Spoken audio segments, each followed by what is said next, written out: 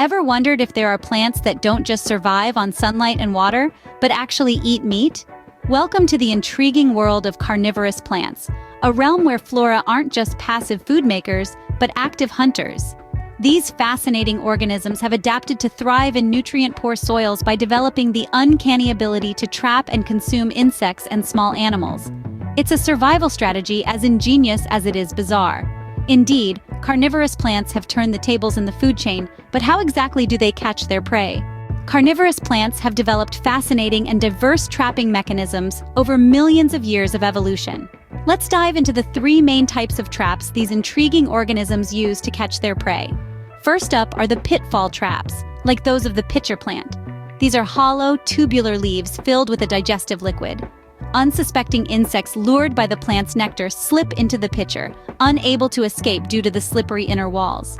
Next, we have flypaper traps, as seen in the sundew. These plants possess sticky, glandular hairs that ensnare insects that happen to land on them.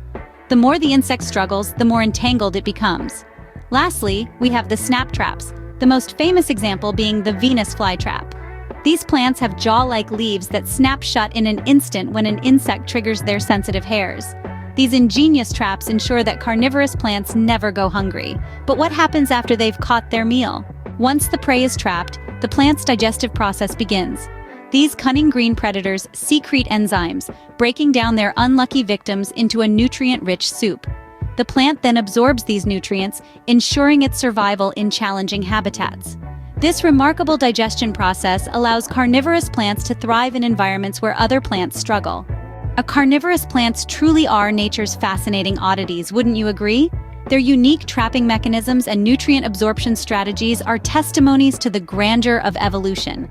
If you found this video interesting and want to learn more about the wonders of nature, don't forget to like this video and subscribe to our channel. Stay curious and keep exploring.